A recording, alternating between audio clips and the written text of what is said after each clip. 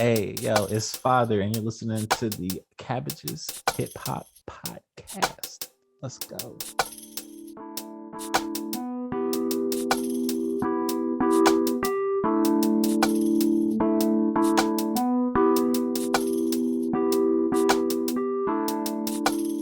Hello, and welcome to the Cabbages Hip Hop Podcast.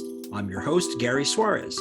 I'm a music journalist and critic, and I write a twice-weekly hip-hop newsletter called Cabbages, which you can subscribe to for free at cabbageshiphop.com. Joining me, as always, is my hapless co-host, music industry insider Jeffrey Laughlin. Hi, Gary. Now, today marks the start of season 4 of the podcast, and this one's gonna be a little different. Jeff, do you want to tell the folks over at home what this season's all about? No, I don't. Wait, really? I don't. I thought you were excited for this one. This is what you wanted. This is what you decided you wanted to do. We in discussions we've had, I have become amenable to the situations that we shall unfurl. You wanted to do this. You were excited to do this. You were thrilled at the end of last season. You were excited. Not a word. Jeff and I are engaged in bad movie battle, discussing cinematic flops, cult calamities, and all-around stinkers. Now, we'll trade off picking our respective disreputable films every episode with great guests joining us along the way to pick who is the best at picking good, bad movies. And so, to kick things off, we'll be talking about Tremors, the 1990 horror comedy that Entertainment Weekly said, quote, actually improves on the B movies that inspired it. Now, Jeff, isn't that exciting? We get to talk about the movie you wanted me to watch for 3 fucking seasons. Okay, first and foremost, nothing delights me more than the fact that you've finally seen Tremors. I have. I will lay that out as like a positive part of this. But I also feel like I made a strategic misstep in that I said the quiet part loud and the loud part quiet. I gave you Tremors immediately, and now it's going to be a vengeance contest. Oh. That's where I'm at. I think I screwed this up. Is that really how you think of me? I'm very mad about it. Is that what you think of me? Yes. A miserly Scrooge. Yes. Wow. A doddering fool. Put here on this earth for my destruction. I see myself as more of a Scrooge McDuck type. In the reboots, he's actually quite favorably positioned. But that being said, yes, each episode we are going to pick movies. You got this one. You got Tremors. The 1990 movie Tremors. Yes, and I will let you know at the end of this episode what movie we'll watch next time, which seems fair to me. The tone of your voice, it belies your nature. I'll tell you that much. Oh, now. It belies your nature. Wow. Belies my nature. I just wanted to watch a fun set of movies with my friend. And we're going to do that now and have a gentle competition over who is doing the best at it. We'll be right back.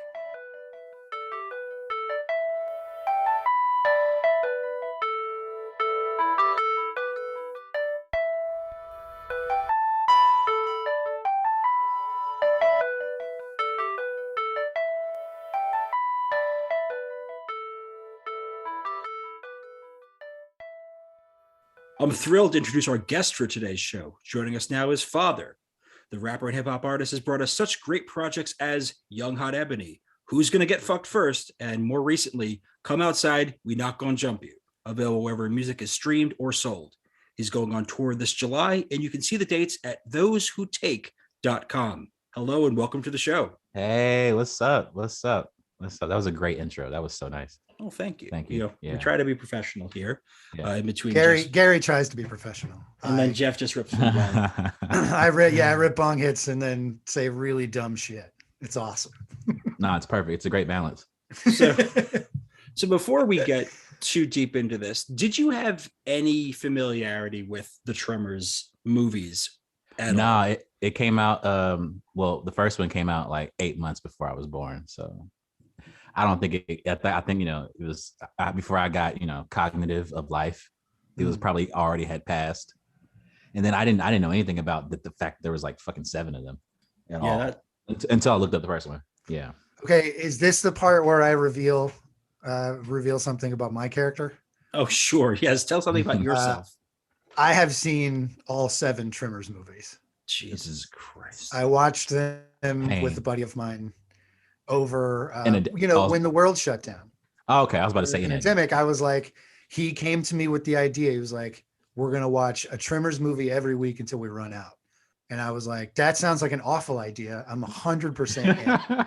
I do not want to think about anything. I just want this idiot franchise to run over me." Of all the franchises, I went with the Tremors one. Okay. It baffles me, not that you would choose to spend your time that way, because we know what your time is worth, Jeff. Father might still be surprised. True. What surprised me about this film, as we agreed to do this and I started to read up about it, was the critics at the time kept likening it to sort of 1950s B movies, the sort of monster horror films of the time. And watching this film, I didn't get any of that. I thought of this as a quintessentially 90s nonsense experience. I didn't see it as kind of drawing onto the sort of kind of popcorn fare. But it came out in 90, so they wouldn't have known yet that it was going to be just some 90s drivel. They invented this. Essentially. Yeah, no, okay. Yeah, so this movie to me holds a lot of weight in the making of really awful films later on. Like you mentioned, and when we were just introducing ourselves to each other, you mentioned Sharknado. Yeah. I don't think there's a world of Sharknadoes without there being a Tremors universe.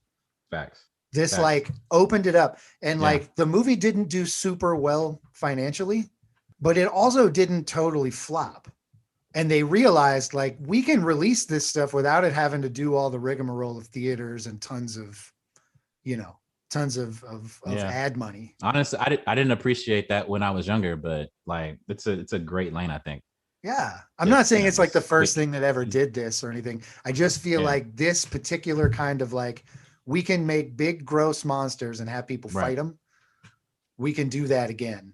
When you first told me to watch this, I thought I had seen this before, but I think I was actually thinking about the movie Evolution, which I don't really remember. I don't remember what the fuck that was about either, but I was like, oh yeah, that's the Tremors is the movie with they're in the desert and there's some scientists and they doing something, right? And like inside, but there's just so many other movies that are just like that. It's a huge trope. What's the big 8-legged freaks? That's like and that's kind of like a absolutely desert, crazy like a bunch of some crazy yeah. So I was like, when I first heard Tremors, I was like, is that the one with the snakes? Is that some scorpions? Is that the tarantulas? Nope. It was the underground worms. The underground worms, yes. The underground worms that Dune move bugs. on sound. The Dune bugs. The part of this that I loved the most is that at no point did they have any desire to explain that like a scientist was in town just right at the exact time that they had these monsters around. Yeah. They were just like, oh yeah, you're from the university. Out there studying. Grab your equipment and jump in the truck. And we were like, oh cool, there's a scientist. That's good. Studying the Tremors. How fortuitous. Yeah, right. It's just serendipity right there. Honestly. This movie rips. But that's perfect though. You don't really need an explanation for why any of these people were where they were. Why are they? No. I was the entire time like, why are they living there? There's nothing around. Why are y'all living in this valley? But then one of the guys later on, he explained it. He was like, yeah, I moved out here for the whole purpose of the fact that can't nobody get to me. So I was like, oh, they're probably a bunch of criminals. I'm assuming they're a bunch of criminals that just live in the middle of the desert, like outlaws. I mean, yeah, like let's face it, like Michael Gross's character, who's the one who says that, who plays Burt Gummer, quite the name. Burt Gummer is clearly somebody who is, kind of conspiratorial, probably part of some fringe movements, probably a white supremacist, or at least a reformed white supremacist, if we can be perfectly honest about what kind of person he is. And Jeff, no spoilers. I know you've watched all the movies. But I take a little offense to that because it would imply that Reba McEntire would marry a supremacist. Well, she didn't do any of the other sequels, right? No. There you go. Okay. So now that we established And I won't spoil anything for the rest of the movies, but oh, thank God, Bert is in all of them. He is the sole character that makes it from point A to point whatever the seventh letter is. Yeah. Over how many years did this come out? Well, it stopped. They were all straight to DVD after this one, and they stopped. No, it's not straight to DVD, right? Because this is the timing. They got to be straight to VHS for the first few, right? Yeah, sure. Yeah. So they went straight to video format with the rest of them until they have resurrected the whole thing and put it on Netflix with the guy's name, John Heater, whatever the hell that guy's name is. He is the lead now. Why would he do that? Netflix is just throwing money at people. Napoleon Dynamite is the lead killer of giant worm undergrounders. I won't give away any more than that because I want people to, if they want to take this journey, they should. Yeah. If you have any interest in knowing what Jamie Kennedy is doing now, then you can do that. But I think the answer to that question is a resounding no for anybody with sense. I'm very curious. He just popped up and I was like, oh shit.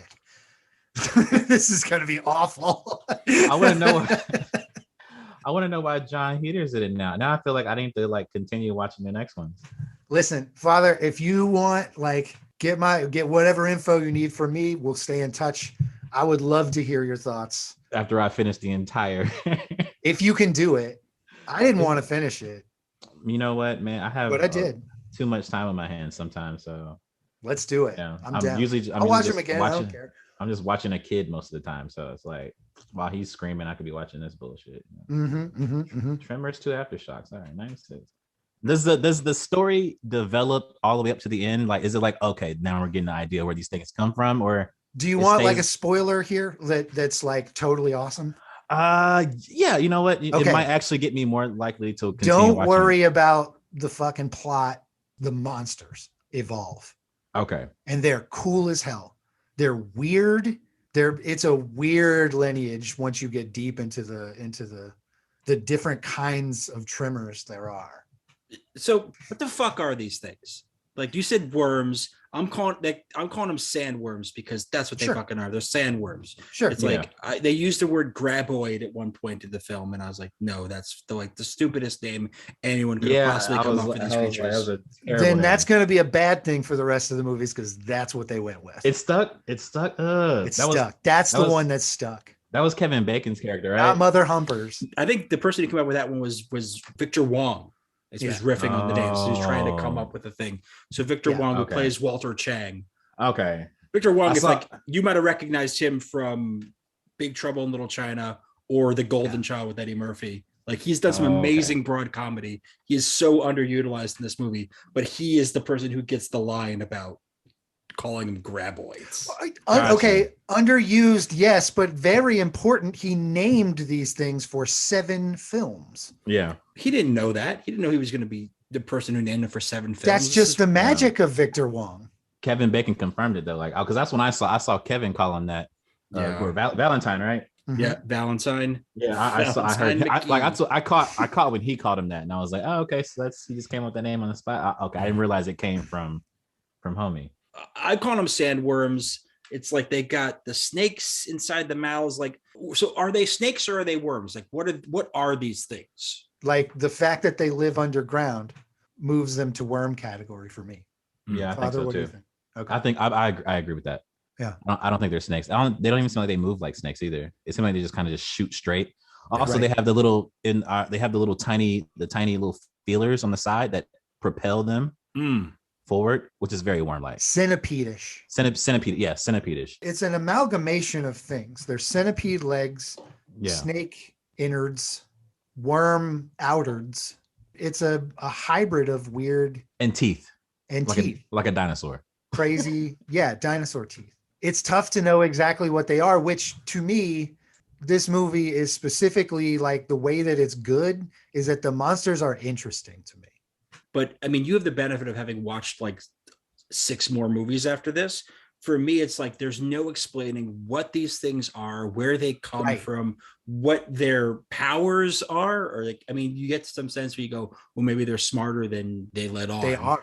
And there's like that part of it. But I'm like, okay. We know that they can study situations and make adjustments, which is not something monsters usually can do. Right. And that's like a massive human-like trait that humans always believe in movies and otherwise. They always believe that like, well, I can think my way out of this because I'm smarter than the thing that I'm battling. But I don't think that's true in this case. The limitations of the monster are because of the physical nature. It's a big behemoth. How do these fucking giant lumbering sandworms stay hidden for so long? They're fucking huge. And it seems that their diet is livestock and humans. Yeah, they never really they didn't get into like where they came from. They didn't have time. Yeah. Like this focused on like mode. The human. Yeah, exactly. This focused entirely on human survival once they appeared. They only had one, a student. Like that's not really a proper. Yeah. Yeah. So the scientist was just like, some guy's assistant, basically. Yeah. The most useful thing we got from that whole science was that there were 4 of them. True. Pretty much from then on, there was no more science. It was just like, shit, they're here. Yeah, it's happening now, guys. She exhausted her purpose immediately.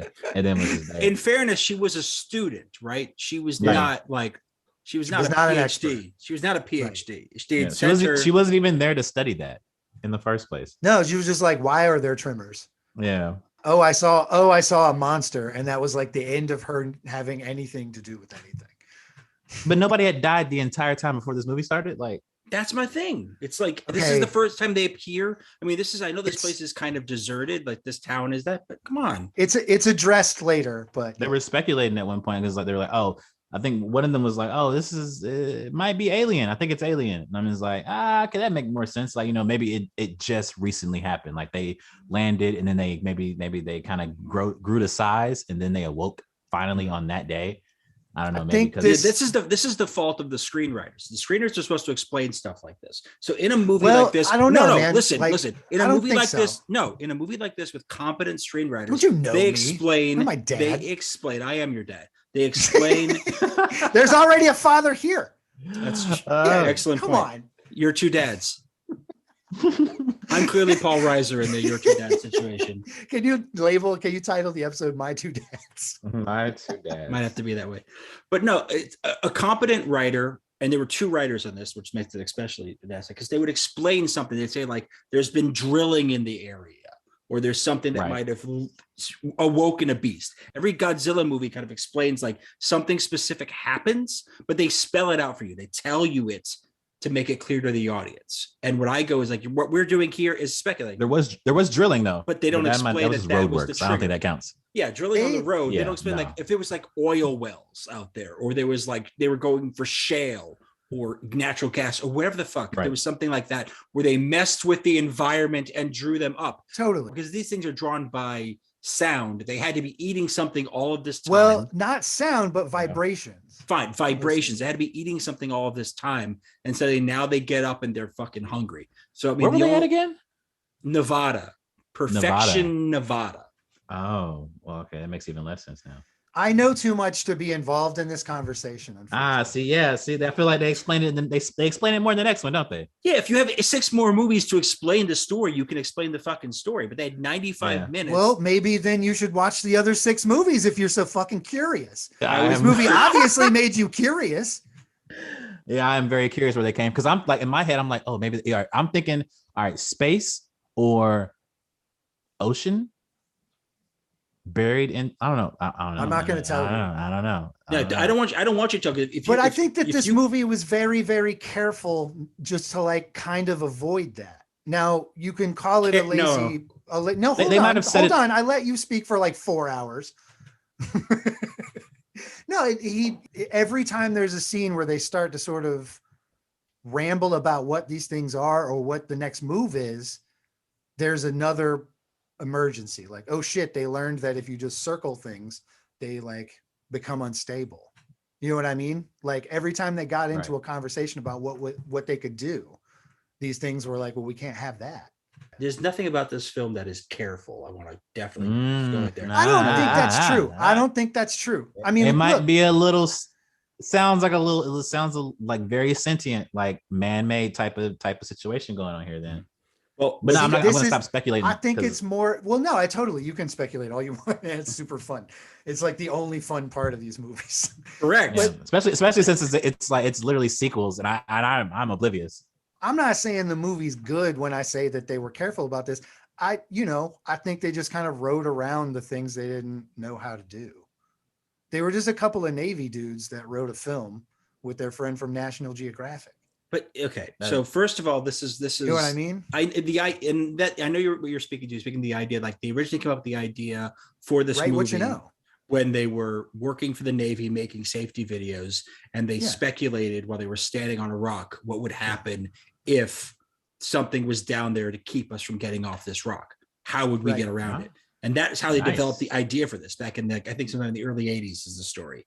But like they basically what they came up with in terms of this creature, these creatures, is they just basically ripped off things that existed in the world already. Frank Herbert's Dune sandworm, obviously being the most iconic of all sandworms. And then quite blatantly, Tim Burton's Beetlejuice sandworm. Because if you remember Beetlejuice, 1988 had a sandworm with another sandworm inside its mouth. Right. So they said, okay, we'll do the same thing, but we'll make more of them inside the mouth. That's, I think, as much thought went into what these creatures are. 100%. And I think that, like, if they're smart enough to know that they can't write a fucking origin story, then leave it out. It's an entertaining, stupid film. I don't need to know everything of what happened. True. There are these things here. How are we going to get out of here? It makes for good speculation later on after the fact. Yeah. Anyway. It's like you get to be the imaginative one in this case. It opens up a sequel, They were definitely cognizant of sequels because prior to Tremors, do you know what film franchise they were responsible for writing? Short Circuit. Short Circuit. Do you remember Short Circuit?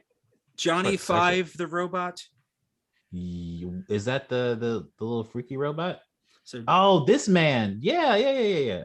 So Steve Guttenberg stars in the original with Ali Sheedy about a robot who is a military weapon that somehow gains sentience and human feelings and believes it is alive. And it makes for wacky good times.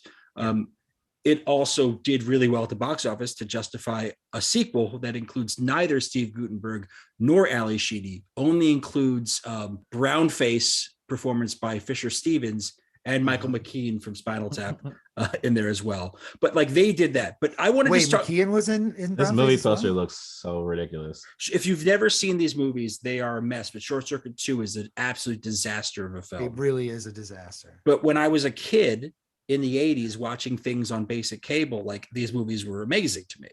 Always on. Yeah. But I just want you to understand the judgment calls that these guys made. So they made those two movies. The first one certainly was a success. The second one, I think, probably less so.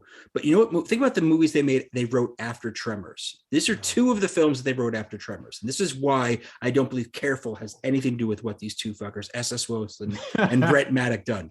Okay. After Tremors, two of the movies they made in the 90s as writers. Okay. Ghost Dad and Wild Wild West. What? You know what they're good at? They're good at like they made movies that were like oddly watchable though. Have you seen Ghost Dad? Oh, okay. He goes through the phone and yells at someone. It's crazy. Oh, I don't know if I've ever. It's one of those things where it's like, because I was, it's another movie that came out the year at 6%. God damn. Yeah. That's it's rough, it's man. horrible. It's rough. It's horrible. Impossible watch. It's one of those movies that I feel like I might have seen because I remember this movie, but I can't recall anything of it. I feel like I probably watched. At the time that thing came out, I don't know that there was an amount of wrong Bill Cosby could do in the general universe. Obviously, off camera. Not the case. But on camera, like people absolutely loved this human being. And he could not, by any stretch of the imagination, make this a movie. It was just awful. Yeah. And it's like he did there were two movies he did in that period that are both absolute stinkers. There's Ghost Dad and Leonard Part 6. Oh man, what a piece! But hold on, wait. What if you just grazed over Wild Wild West though? Why was that so? I mean, I love that movie. That shit's well, Wild Wild West is one of like the biggest like Hollywood flops of all time. Like one of the biggest conceptually, it was fucking ridiculous to me. Yeah, like because I mean, I'm going to paraphrase a story that I've heard years and years ago, but the reason why Wild Wild West got made is because like one of the studio people, producers behind it, and I forget which one it was, had this idea in his head for a battle scene with a giant mechanical spider, and kept pitching it to every single like director to fit into movies. So like they wanted Superman to fight a giant mechanical spider. I think Kevin Smith talked about this. They pitched him on something with that too, or somebody told him about that. And this thing, and finally some people agreed to make a movie with a giant mechanical spider, and they greenlit it, and it's Wild Wild West. So every other idea for that movie just surrounds that. It's because they had to make the spider. So everything else, so that whole steampunk nonsense comes because they had to find a way to fucking, you know, shoehorn explain the spider. Yeah, exactly. Because the retro. Damn. Yeah, that's what. Yeah, because it was so much shit that I was like, one, why do they have this tech already? So like, the blade that finds the thing on your neck, the saw type shit they were doing too. I was like, hey, like when I was younger, I was like, this is so fire. I didn't see this. Oh, you never saw Wild Wild West? I didn't see it. I didn't catch that one. Oh, you haven't, Jeff? Okay, good to know. I used to watch that shit repeatedly when I was younger. That was one of the ones. I think that was like you were the perfect age to get caught there. Yeah. That was 99. I was that was like my, that was Y2K. Like that was my prime time. That's when I'm on the internet and shit. Like I'm finding out about, I'm on the computer going on message boards and role playing Dragon Ball Z and all kinds of weird shit, talking to 30-year-olds as a 10-year-old. Like I was in, maybe first, second year of college. And it was just like, that's like prime, I'm better than everything mode. Exactly. Yeah. No, that was I'm out here like, that movie looks terrible. I only watch good movies. Like that matters. Yeah. And then there was like, it was Will. It was, Yeah. And we all love Will. Yeah, and that's back when Will could do no wrong. Exactly. Totally. You went to go see what he did. The thing is just that movie, I think the failure of that movie is not about Will, obviously. The failure of that movie is about its conception being so poor, its budget being astronomical, and ultimately just not being the thing that people really wanted to see at the end of the day. Yeah. Like, I mean, I don't have the full timeline, but like, we're talking about the late 90s. That's, 1999. That's the Matrix. Is Tremors better or worse? Yeah. It was a quintessential like late 90s blockbuster. Like it was, everything about it was very much how movies were made at that time. And I will say, to answer your question, Jeff, the music in Wild Wild West is better than the music in Tremors. Well, that's okay, fine. But like, why don't you answer the real question? We could discuss it when I make you watch Wild Wild West at some point, if I choose to do so. Y'all got to do Wild Wild West. I don't like this. So he's gonna like it. The agreement for this season is that we pick good, bad movies. You know what I mean? Like bad movies that are like inherently watchable and fun, instead of just like absolute dreck. And okay. I thought Tremors was a really good version of that. It's not a good movie. It's a question. But it's super fun to watch. It has a lot of like weird unanswered questions. That's fun to you. Weird unanswered questions. So plot holes. Man, plot holes for are fun a bad to you. movie though. I wanted more. Like, you're making it sound like we were supposed to pick like cinematic classics. We were supposed to pick bad movies that were inherently watchable. I wanted more murder. Honestly. Yeah. It could have been a lot more killing. Could have been a lot more. You guys didn't think like it was like a really weird, cool kill when that car got buried? All right, there you go. See, I was about to say sick. that. I was about to say that was the sickest part of the entire movie. Totally, dude. And that was fucking halfway through. What a scene. They should have, I don't know, not saved that, but that was like the coolest kill. Like, because they didn't show it. It's like, oh man, she's in a sand trap. Like that's like a sand coffin. That is terrifying. That's horrible. She's probably terrifying. And then whatever's underneath the sand just ate her 35-year husband. But the thing is, like, she might not have even fucking died from them. They probably didn't even eat her. They just pulled her down for no fucking reason. Because all they might not even gone in there. Yeah, they might have just murdered her, and now she's just trapped in sand, suffocating and dying. It was horrible. And then them finding it and them like wiping off the car grill. I was like, oh yeah, that's great setup. It's an absolutely fantastic like few minutes. Yeah. More there of those. Are stretches of this movie that I like. I really like the way that they discovered the drunk guy, where he climbed up the thing and like gave this little like talking to myself little kind of mini soliloquy about this guy's problems with alcohol and like cursing under his breath, and then he goes to get him, he's dead, you know? Yeah. I thought that whole thing was well done. Like I wanted more. The lead into the movie was good, and then it like becomes a survivalist tale, and we just get too much of like 4 people. Both of those are the car kill is. I mean, obviously, it's amazing. That it's a classic kill. Yeah. It's one of those things that you talk about, and then like I think the way they find the first body is definitely worthwhile. But I think what happens is that most of the actual kills in the film are with characters we've never met or have very little experience with. So there's no stakes. There's nothing that matters. Perfect sense. You get away with it. For the first one, you get away with it. It's about the mystery, the surprise. Why would someone starve to death or dehydrate or what have you up in a tower when they could easily come down? Yeah. The progression from like didn't get eaten to like fully got eaten to like swallowed in a car is crazy and cool. But swallowed in a car. The beginning of the film is good. Like, but swallowed in a car should have happened to characters that we'd met and had faith in. And believe because I'd have been, I'd been more like distraught about them dying. I feel bad about a couple that's been together for decades, dying in that way. That's unfortunate. But we didn't have any experience with those people. We didn't really know what was going on. In the same way, they threw stakes at us just by tugging on heartstrings. There was like the little girl from Jurassic Park. Yes, that's the little girl from Jurassic Park. Who has like 0 lines. She just pogos around on her pogo sticks with her headphones on. She should have gotten eaten. There should have been a real threat to her. Yeah. More so than what happened. Like I knew they were not going to kill her, but they should have done that because that would have took me by surprise. I'd be like, oh, fuck, they really bit that little girl's legs off. They should have done that. They should have committed. They had the ability to do that. Yeah, they could have been like, he didn't make it in time. Like he grabbed her at the perfect time and ate the pogo stick. I was like, nah, man, let that motherfucker eat that little girl. And then also that little asshole that kept going, like scaring the fuck out of him. Oh, the youths deserve to die. From fuck him up too. They should have gone first. I'm totally in agreement with you guys. Jurassic Park, you can't kill the kids, but they put those kids in serious peril in Jurassic Park enough times that like you go like, oh wow. So when I saw this little girl in this movie, the first I thought like, oh shit, they're gonna play up this kid in danger.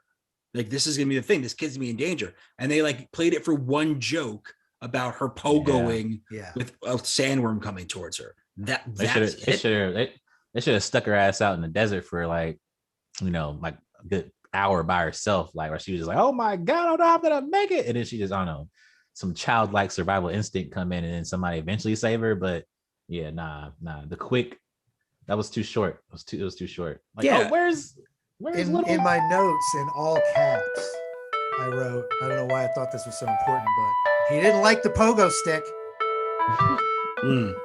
That's a good one-liner. That's a good one-liner. That's good.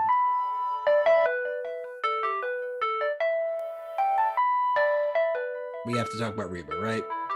Okay. I would love to talk about Reba. This was Reba's first acting role in a movie. That ass? Facts.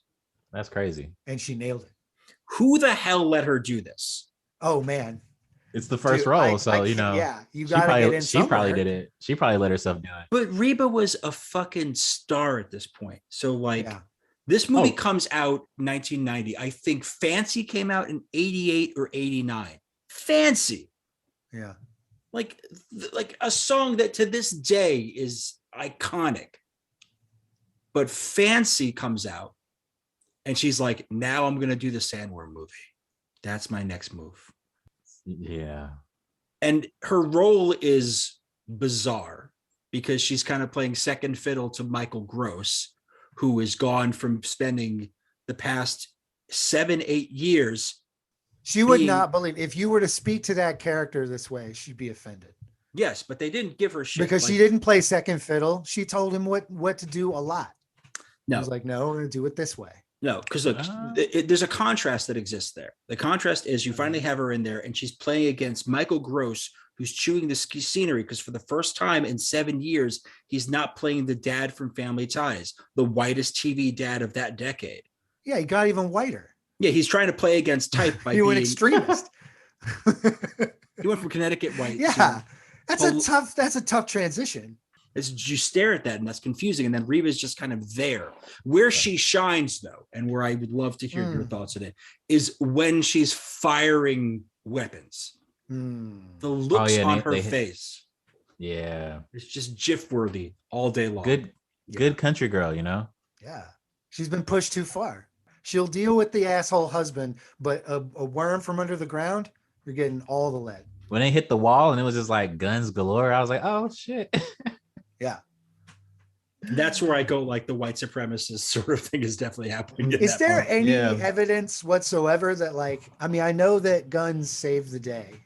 I mean, obviously, right? But is there any like real evidence that having like 50 guns in that truck did anything other than just like make them feel better?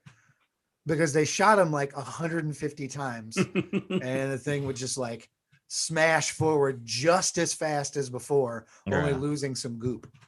It didn't seem to matter at all. They're just like pumping this thing full of like insane amounts of lead. And it turns out the giant bombs that you also brought, those are more effective than the giant Absolutely. It took them like 45 minutes to start bombing these fucking things, and they had 100 bombs. This is sort of the American mentality, isn't it? It's the idea that you shoot at a thing and you shoot a thing and then you shoot it with a bigger gun, then you shoot with a bigger gun. It's how America goes to war. It's how America used to go to war. It's like, we didn't drop bombs until it really got serious. You know, now we have drone strikes now, and now we're fucking even bigger monsters than we ever were. But like, it didn't drop bombs but at that time, after you bayoneted people in the fucking swamp. We hadn't had the first Iraq war yet at that point, or am I? No, I think that's 91. Yeah, it's a year later is when, like, you know, when bombs were like the thing. Everybody knew about bombs all of a sudden.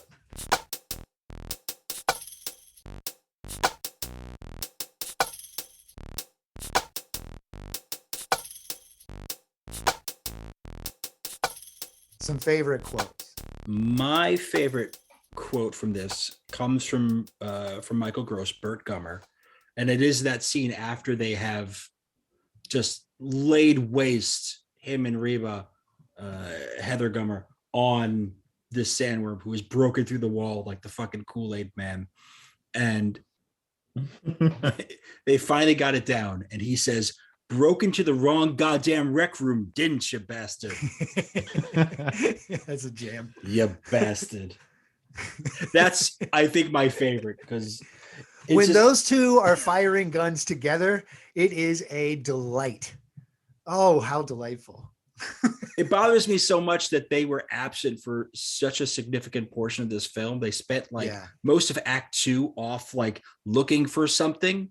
And then they come back and finally it's like, oh, this is why they were away all this time, because you couldn't just have them be there during this shit where there's like, well, we're going to go get all of our guns now. Right. What was your favorite one-liner, Jeff? Run for it. Running's not a plan. Running's what you do once a plan fails. What a line. Point to another bad film that has a line that good. Like The Running Man didn't have a line that good about running. And it was about running. God. I was almost there, and then you said about running. I'm like, okay.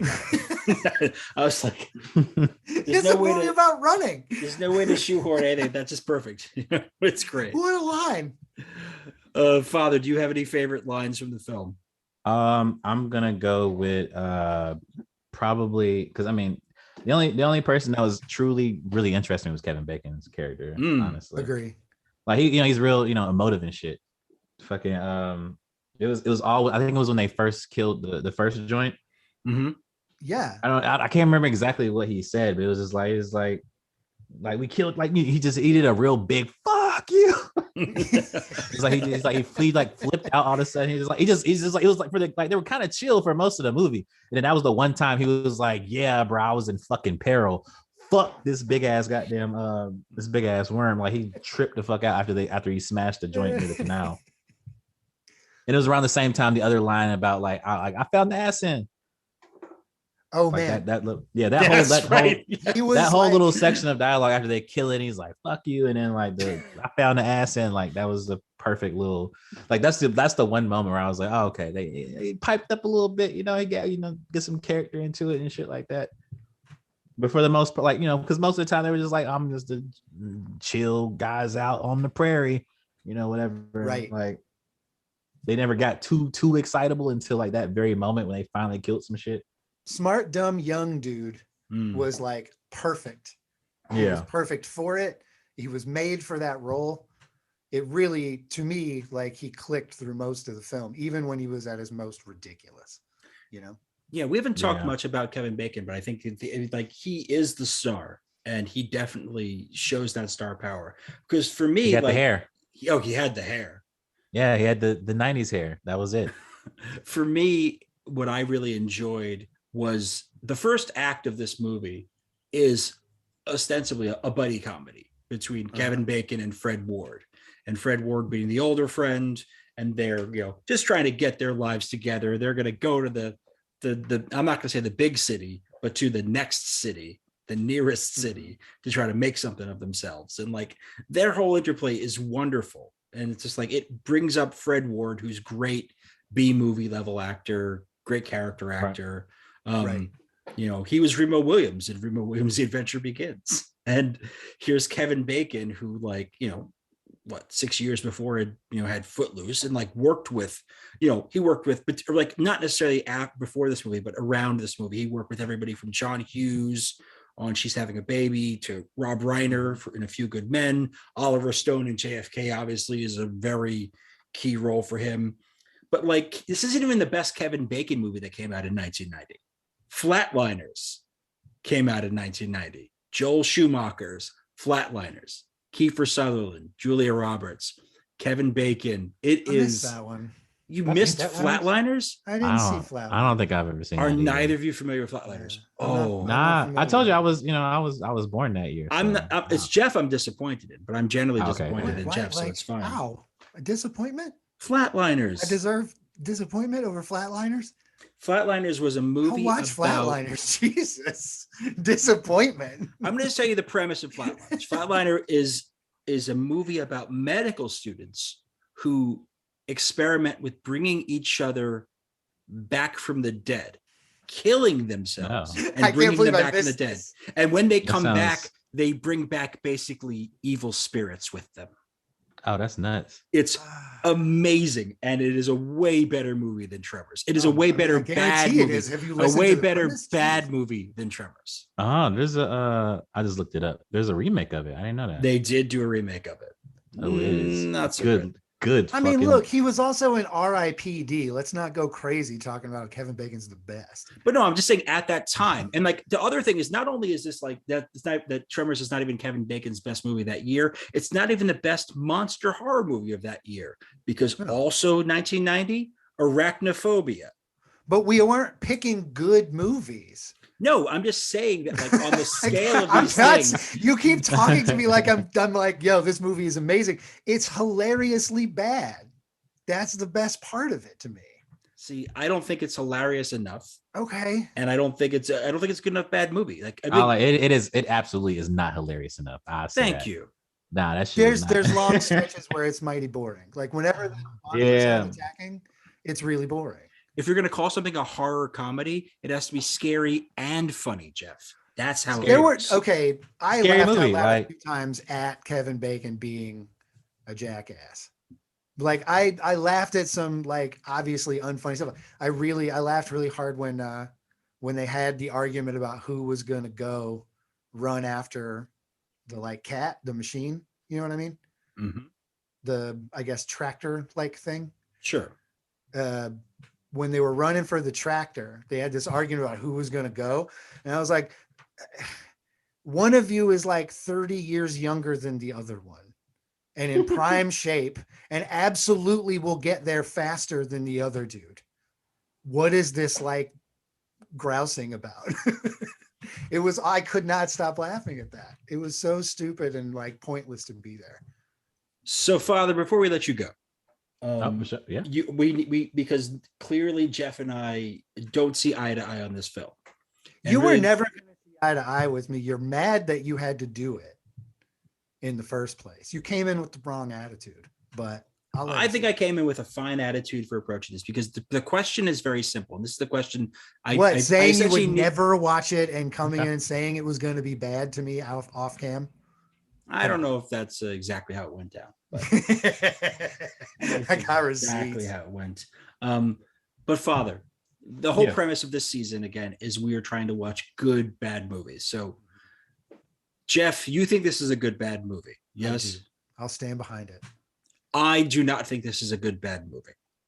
Father, do you think Tremors? Ebert agrees with me. I think that's something. No, don't. Ebert agrees with me. You've had an hour to try to explain this thing. You've had plenty of time to try to explain this thing. It is now up to our guests to be the deciding vote in this tiebreaker situation. Is Tremors a good, bad movie? It's a watch, it's not I'll say it's not, it's not a horrible movie. It's not good. It's not good either. It's not good. It's not good. It's not good. It's not horrible though. It's bad. It's not bad. It's not bad. It's just like it exists. What it sounds like to me is you're saying it's a good, bad movie. No, Jeff, let him work through it himself. No, please. He's like said everything but. This is why we don't let people like you near polling places. You have to. If it was just whoa. All right. If it was just like, all right, if I'm like, I'm sitting in the house, I have cable. Yeah. If it's just on, I'm gonna turn it off. Okay.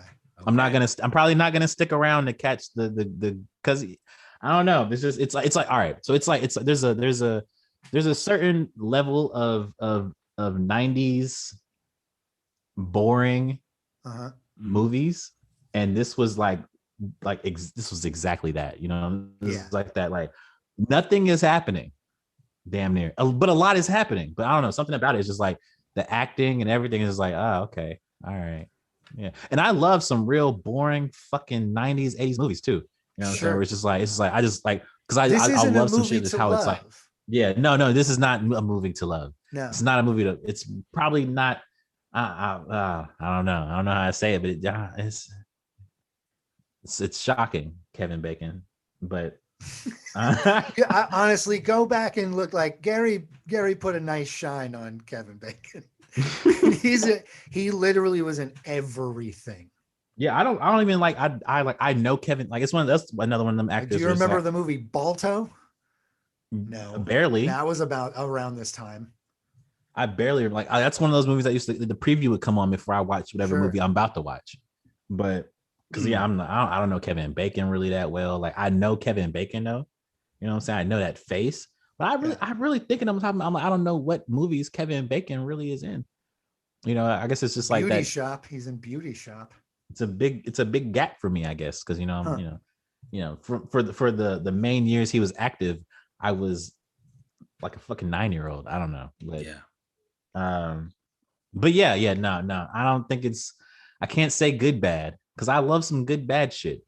Okay, fair enough. I don't know if it's good bad. I don't know if it's good bad. I won't say it's bad.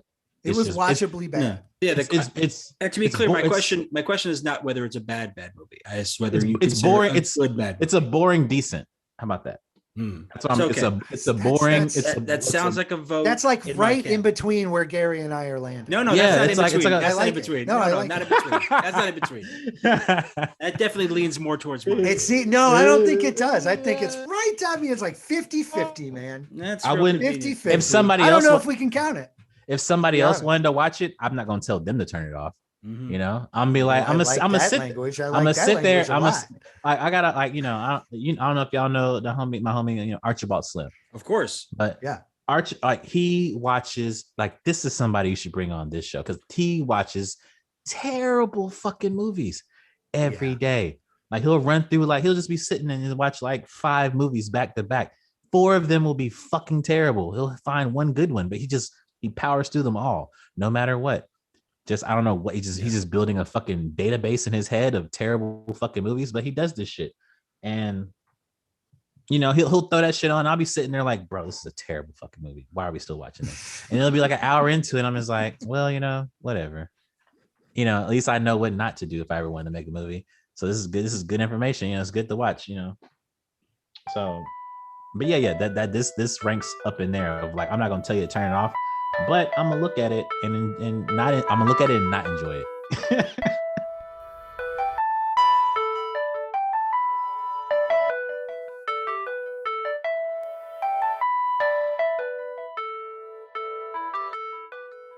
What an amazing guest we had tonight.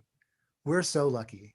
It's amazing that we had somebody of that caliber to come on and talk about such a lousy film. I wasn't even mad that he didn't agree with me that it was a good, bad movie. I wasn't mad at him for disagreeing with you either. I disagree with you. Of course, you like it when I look bad on the air. We've established that for seasons upon seasons. It's like a trope with you. Let's make Jeff look stupid. Like I need any help. But you're selling yourself appropriately. You two disagreeing with me, I'm still on the side of most people that it is a good, bad movie. I think more people believe it to be a good, bad movie. It's certified fresh on Rotten Tomatoes. Well, I mean, look, those numbers are what they are. This is not based on reality. The fact is the film. I hear you, but like, of course it isn't. It's a movie about underground worms. Yeah, it's about underground worms. I'm so sorry you can't suspend your disbelief for one movie because you're trying to prove a point. You're capping. But you're saying people liked it. Like I'm like, this is a film that they made. It cost them $10 million to make. It made 16. The expectations, but it's made movies since then too. It was on cable all the time. But the expectations is clearly a lot higher. It's the kind of movie that they made 6 more of them. I think the reason why you have a franchise that comes out of it is a film that finds a second life among weirdos in video stores in the 1990s, which is a place where weirdos thrived. 90s video stores. Whoa. I come from a proud lineage of video store weirdos. Okay. How dare you, video store weirdos? Tremors is fun to watch. But that's the argument that I'm making. Is that you're saying most people. I'm saying video store weirdos like you like this movie enough that they were saying this. There weren't that many video store weirdos. It's a wildly popular film. It was released on Netflix with all of them and streamed a whole lot. People enjoy this idiot film. Is all I'm saying. Well, I think we got our answer with our guest tonight. I think it's a good way of beginning this season. We're going to battle it out, so to speak, over the course of these episodes. So I think it was good to get a perspective that, helps us get an understanding of what a good, bad movie actually is. He didn't quite think it met that level. I understand. He was what a wonderful human. Yeah. I mean, look, an amazing artist, great person to talk to. Like Father's great. I'm just saying that like this is not a poll that is indicative of the whole. Well, that's not what we're doing here. Like, we're not asking the world to decide on these things. The point of this is we have another party in the room helping us to decide these things. Then where are you at on a good, bad movie? What is constituting a good, bad movie to you? Well, I mean, there's a lot of options. There's loads of things that I'm considering for this season. I mean, a whole spectrum of terrible movies we can watch. Well, I mean, like of things that I think will be good, bad movies. And I think that, my tastes, a lot about my tastes, and my taste in comedy in particular. And I think comedy is where there's a lot of great resource for, a lot of great resource for good, bad movies are in comedy. No, man. I don't know about this. Comedy? Yeah. Well, look, horror comedy is Evil Bong. We've done a lot. That's off air. We've never talked about it. There were some movies that we watched in between last season and this season that were particularly bad. We watched things that were, I think, truly considered bad movies, and I'm sure they'll come up because you like to rub things in my face, but we watch them things with bad movies. That's a thing that I do. But okay. I think where we maybe got some of this stuff wrong is that in the off season is that we didn't pick films that actually met the criteria. Genre films and horror sort of sometimes don't find the balance of horror comedy. And I think it's like picking a comedy written by comedians, directed by comedians, starring comedians, as opposed to screenwriters who maybe had some funny ideas will get us there. Look, that limits it to like 2 or 3 studios that would allow that to happen. Like small subsects of things, which means they're comedian run. Like you're saying everything's comedian run? Well, no, I'm saying that that's a pool which to pull things. I mean, for example, the Happy Madison universe of films. See, that's exactly where I was getting to. It was like, you're going to make me watch some stupid Adam Sandler thing like Little Nicky. I don't want to watch Little Nicky. Well, I'm going to promise you this. The next movie that I pick will not be an Adam Sandler movie. He's not in it? No, this is not an Adam Sandler film. I mean, he has a cameo in it, but I don't think he is. I think this is actually. I mean, it's a Happy Madison movie. So there's going to be all the dudes that are. Like, no, there's loads of Happy Madison movies that aren't. There are Happy Madison movies. Some actress who had like recently not been cast and stuff for a while. Oh my god, you're stereotyping over here. I'm saying that there's stereotype. It's the thing that he did. But Happy Madison. But they were hugely successful films. I'm not saying they weren't financially successful, loved by people, but considered maybe a bad movie. Just tell me it's Little Nicky already. No, we're not doing Little Nicky. Tell me it's Little Nicky without telling me it's Little Nicky. We did that in our Hubie Halloween season. We are doing a non-Adam Sandler movie in the Happy Madison universe. Like for example, like this isn't a movie that I'm going to pick for this because I think it falls into the category is Grandma's Boy. Like Grandma's Boy was the kind of film that was made by the people who were integral to those early successes, and like it has some great people. But and supposedly is pretty funny. No, it's hysterically funny. Like it's a great movie, and it's well worth it. It's not that, but we're not going to do that one. But one.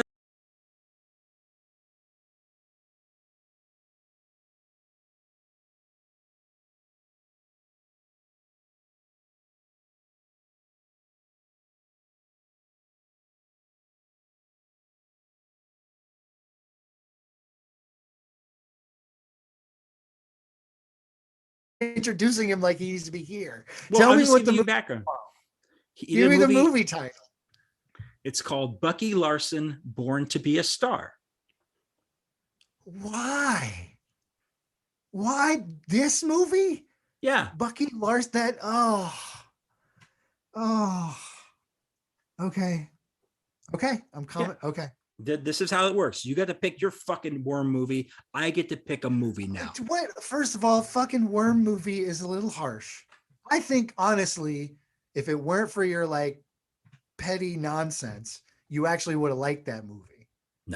No. We are talking about we're getting a sense of who has the better taste in good bad movies. Don't forget that at the beginning of that podcast, Father says, I think I'm going to have to watch all the rest of them. He was being kind. He's a kindly. That is ridiculous. Why? On this podcast? For what reason?